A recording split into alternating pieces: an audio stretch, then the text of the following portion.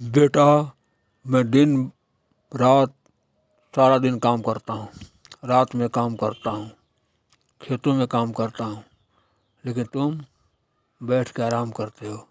ऐसे कैसे काम चलेगा बेटा? तुम्हारी शादी हो गई, कम से कम सोचो अपने भविष्य के बारे में। कल मैं नहीं रहूँगा तो कौन कमा के खिलाएगा? सोच बेटा, तुम्हें क्या करना है। अरे पापा, हमें खेलने खाने की समय है, उम्र है, अभी अभी शादी हुई है। मैं जाके खेतों में काम करूं? ये मुझसे नहीं होगा। मैं खेत में नहीं काम करूंगा। मैं कोई बहुत बड़ा काम करूंगा, कोई धंधा पानी करूंगा या कोई नौकरी करूंगा, लेकिन खेत में काम करना हमारे बस की बात नहीं है। आप मुझे बार बार परेशान मत किया कीजिए। जब आप एक बार जानते हैं कि मैं खेत में काम नहीं करता और मैं मना कर चुका हूँ, क्यों मुझे परेशान करते हैं? पापा, आपको सोचना चाहिए। ये बात कहते हुए आपको शर्म नहीं आती? हम लोग पढ़ने लिखने वाले आदमी खेत में कैसे काम करें? अभी इन्होंने शादी किया है मुझसे, हम लोग इसी क्लास में पढ़ते थे, शादी हो गया। इतनी जल्दी काम खेतों में कैसे करें? अरे आप कीजिए, दिन भर आप क्या करते हैं? आप खेत में काम कीजिए। बेटा, ऐसे काम नहीं चलेगा।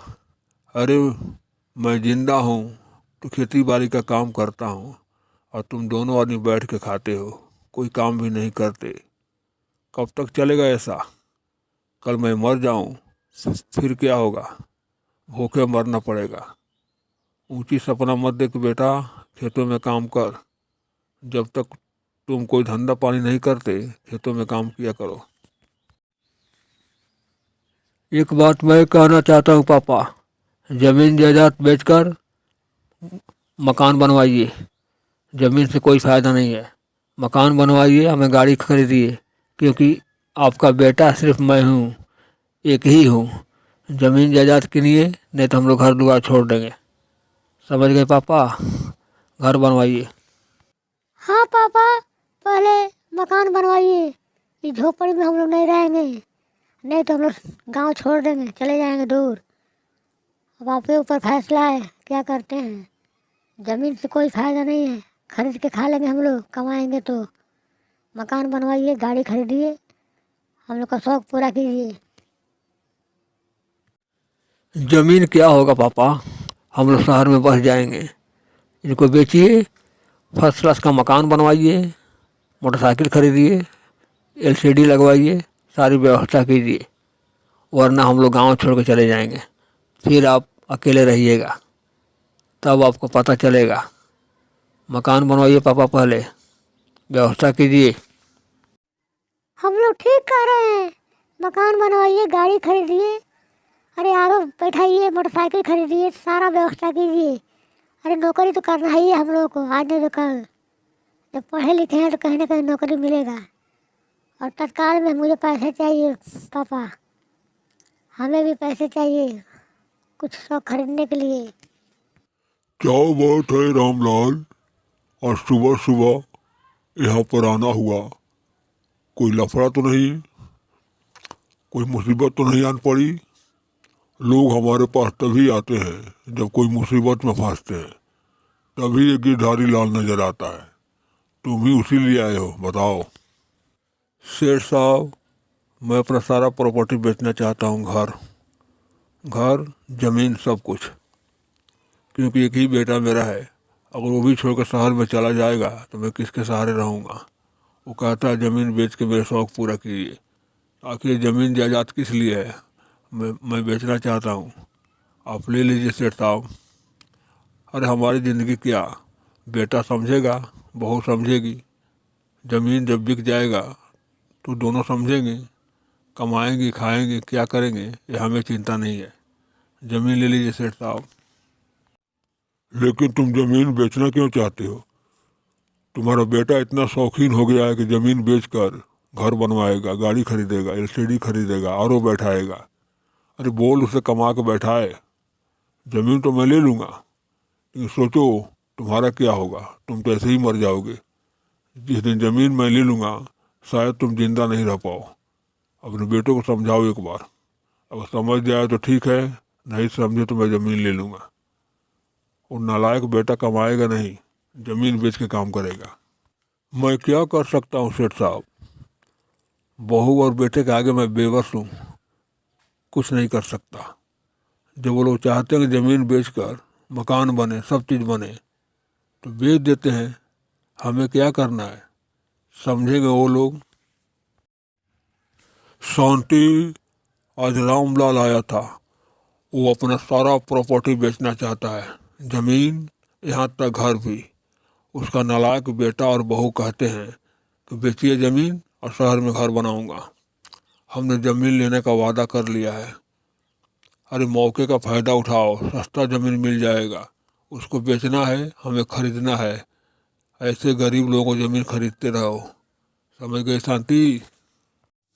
बहुत अच्छी बात है, मौके का फ़ायदा उठा लीजिए। जब किसी को इमरजेंसी पड़ती है तो ज़मीन बेचता है, सस्ते भाव में खरीद लीजिए।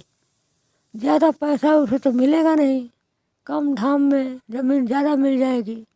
अरे अपना भी तो बेटा है, खरीदिए, ज़मीन खरीद लीजिए, सोचिए मत। मुझे यही उम्मीद थी। अरे शांति, तुम बहुत दिमाग वाली हो। अरे ऐसे गरीब लोगों को ज़मीन ले लेना चाहिए, मौके का फ़ायदा उठाना चाहिए। अरे कम दाम में मिल जाएंगे और ये बेवकूफ़ बेगर ज़मीन का हो जाएगा। समझ गई शांति? मेरे पास भी पैसे हैं और आपके पास भी है, जाइए पैसे दे दीजिए, ज़मीन लिखवा लीजिए। मैं कहती हूँ ज़मीन लिखवा लीजिए, मौका मत गंवाइए। बेटा, मैंने सारी प्रॉपर्टी बेचकर इस ये नया मकान ले लिया। अब हमारे पास कुछ भी नहीं है। जो था तुम्हारे शौक़ में पूरा कर दिया। अब हमारे पास एक पैसा नहीं है। आगे क्या होगा शायद मैं कुछ नहीं जानता, लेकिन तुम्हारा शौक़ पूरा हो गया, क्योंकि तुम हमारे बेटे थे। बहू, तुम दोनों का शौक़ था ना मकान में रहें, गाड़ी घोड़ा हो जाए, लेकिन ज़मीन तो ख़त्म हो गई, बाकी सारा कुछ व्यवस्था हो गया। चिंता मत कीजिए पापा, बहुत जल्दी नौकरी हमें मिल जाएगी, फिर ज़मीन भी हो जाएगा और आप भी शांति से रहिएगा।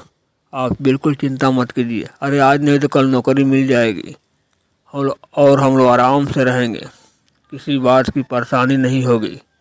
आप चिंता मत कीजिए। अरे मकान तो हुआ, सारी व्यवस्था तो हो गई, अब अमीरों जैसा हम लोग रहेंगे। क्यों?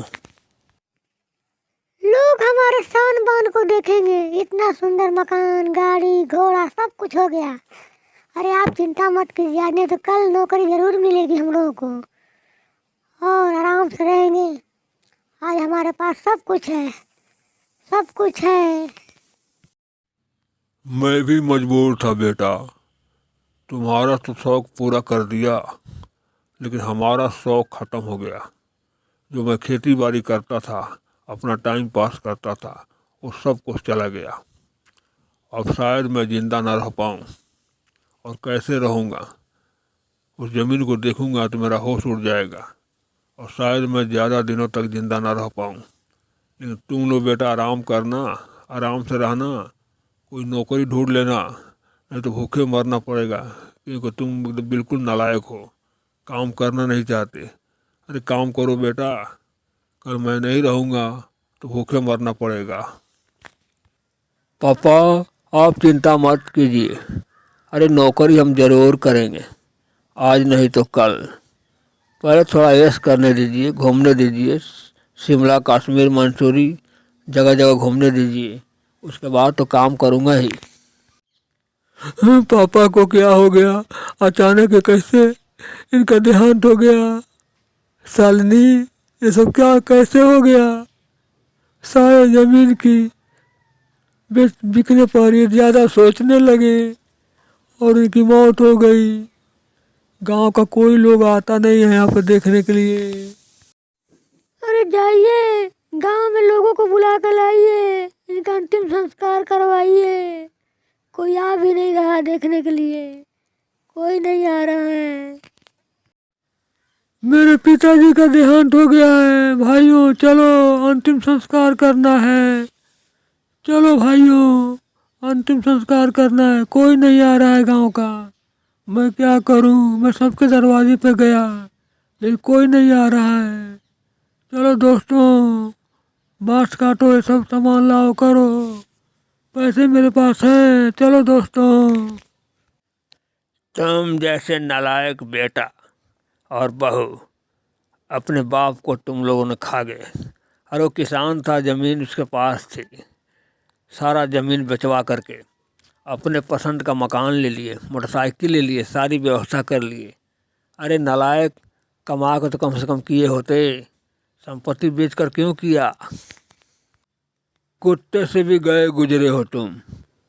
अरे मूर्ख इंसान, कमा के सारा कुछ किया होता, बाप दादा की संपत्ति बेचकर मकान बनवाए, गाड़ी लिए। अरे तुम क्या काम करोगे नालायक? एक दिन भूखे मर जाओगे। इंसानियत के नाते हम लोग तो तुम्हारे पिता के संस्कार में चलेंगे, लेकिन याद रखना एक बात, एक दिन भूखे मर जाओगे तुम। पिताजी भी मर गए, मकान हमारे पास है, सारी व्यवस्था है, लेकिन खाने का कोई सामान नहीं है। ना चावल है, ना दाल है, ना आटा है, कुछ नहीं है। लगता है कि मजदूरी करना पड़ेगा अब। और तुम भी तैयार हो जाओ, बहुत मज़े उठा लिए, अब काम करो और मुझे भी करने दो, समझी? मुझसे काम नहीं होगा, समझ गए? जाइए आप काम कीजिए। बहुत मज़े किए हैं बाप की संपत्ति पे। जाइए काम कीजिए तो पता चलता है कि 1000 रुपया क्या होता है। दिमाग आपका ठंडा हो जाएगा। मैं क्यों काम करूं? कमा के लाइए, मैं खाऊंगी बैठ करके। समझ गए ना? हमसे फालतू वालतू बात मत कीजिए। बहुत सारा ज़मीन बेच करके मौज किए और मुझे भी मौज कराए। कमाते नहीं थे। जाइए कमाइए, वरना भूखे मरना पड़ेगा सबको। कुछ न कुछ तो करना ही पड़ेगा अब। किसी ने सच ही कहा है कि जितना मौज करना है बाप की संपत्ति कर लो, अपने पर जब आएगी ना तो पसीने छूट जाएंगे। मैं इतना नालायक निकला कि सारा संपत्ति बेचवा कर घर बनवा लिया, सब कुछ कर लिया, लेकिन खाने का कोई ठिकाना नहीं। काम करना पड़ेगा मुझे कुछ न कुछ। जाइए काम कीजिए, वरना मैं अपने मायके चली जाऊंगी। फिर मैं नहीं आऊंगी, क्यों? तुम्हारे जैसे निकम्मा मर्द के पास रहने से अच्छा है कि मायके में रहो। जब तक काम नहीं करोगे तब तक मैं लौट के नहीं आऊंगी। मैं जा रही हूँ मायके। हो सकता है कि मैं शादी भी कर लूँ दूसरी। समझ गए? पिताजी भी छोड़ कर चले गए और तुम भी मुझे धमकी दे रही चली जाओगी। अरे मैं काम करूँगा, ज़रूर करूँगा और खूब मेहनत से करूँगा, लेकिन तुम यहीं पे रहो, जाओ मत। और तुम चली गई तो मैं ऐसे ही मर जाऊँगा, फिर ये मकान सब वीरान बन जाएंगे। तुम रहो, मैं काम करूँगा, मैं आज ही से काम करूँगा। मैं जा रहा हूँ काम ढूंढने, तुम घर पे रहो, मर्जी तुम्हारी है। तुम कुछ करना चाहते तो मैं रोकूंगा नहीं, लेकिन मैं काम करने जा रहा हूँ और तुम यहीं पे रहो, शालिनी, यहीं पे रहो।